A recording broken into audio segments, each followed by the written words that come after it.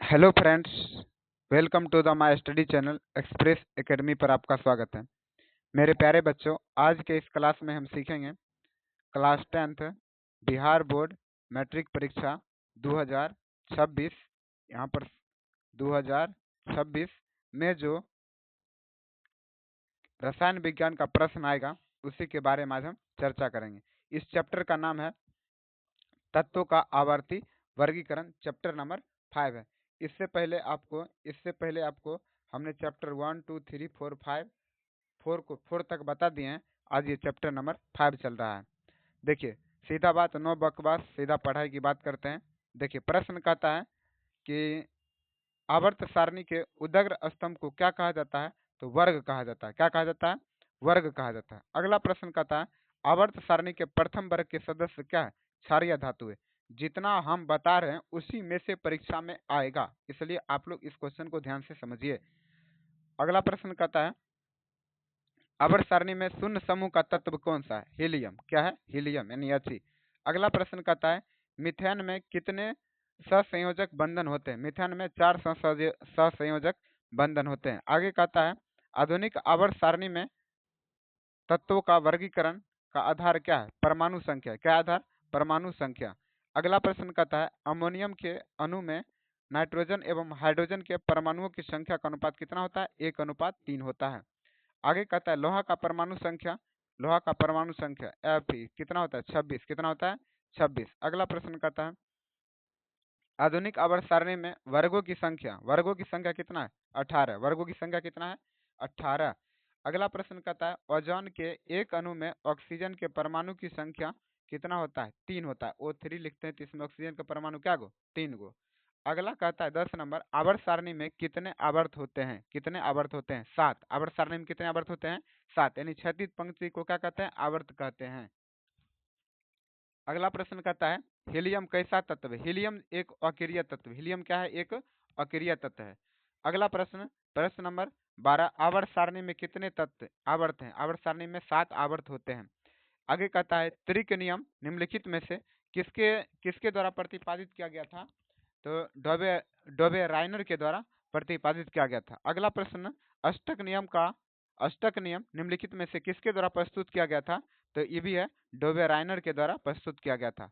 Mendeleev ने आवर्ती नियम के अनुसार तत्वों के गुणधर्म से किनका आवर्ती फलन होता है? परमाणु द्रव्यमान का आवर्ती फलन होता है। ये भी बहुत ही महत्वपूर्ण ऑब्जेक्टिव क्वेश्चन है। आगे कहता है मेंडलीफ ने तत्वों को किसके बढ़ते क्रम में वर्गीकृत किया था? तो परमाणु द्रव्यमान को बढ़ते क्रम में किया था। आवर्त सारणी के किसी समूह में विशेष तत्व के विद्युत ऋणात्मक अभिलक्षण ऊपर से नीचे की ओर जाने पर क्या होता है? बढ़ता है। क्या होता है? बढ़ता है। अगला प्रश्न कहता है आवर्त सारणी के किसी आवर्त में बाएं से दाएं जाने पर तत्वों के ऑक्साइड की अम्लीय प्रकृति क्या होती है? बढ़ती है। अम्लीय प्रकृति क्या होती है? बढ़ती है। आगे कहता है निम्नलिखित में से सबसे अधिक क्रियाशील हेलोजन कौन सा है? फ्लोरीन। कौन सा है? फ्लोरीन। आगे कहता है कि निम्नलिखित में से कौन सबसे अधिक क्षारकीय होगा? कौन सबसे अधिक क्षारकीय होगा? तो N2O। क्या होगा? N2O। अगला प्रश्न कहता है आवर्त सारणी के समूह एक के तत्व क्या कहलाते हैं? क्षारीय धातु कहलाते हैं। क्या कहलाते हैं? क्षारीय धातु कहलाते हैं। अगला प्रश्न कहता है मैग्नीशियम आवर्त सारणी के किस समूह का सदस्य है? तो सेकंड यानी समूह 2 का सदस्य है। आगे कहता है तत्वों के निम्नलिखित जोड़ों में से किसके रासायनिक आचरण समान होता है? नाइट्रोजन और फास्फोरस का समान होता है। आगे कहता है निम्नलिखित में से कौन से तत्व में से किसकी संभावना यह है कि अधात्विक लक्षण को प्रदर्शित करेगा? तो ब्रोमीन, Br। प्रश्न नंबर आगे कहता है 25 आधुनिक आवर्त सारणी का दीर्घतम रूप किसकी प्रस्तुतिकरण है? तो मोजले का। प्रश्न नंबर 26 निम्नलिखित तत्वों में से कौन सबसे अधिक अधात्विक गुण प्रदर्शित करेगा? क्लोरीन यानी Cl।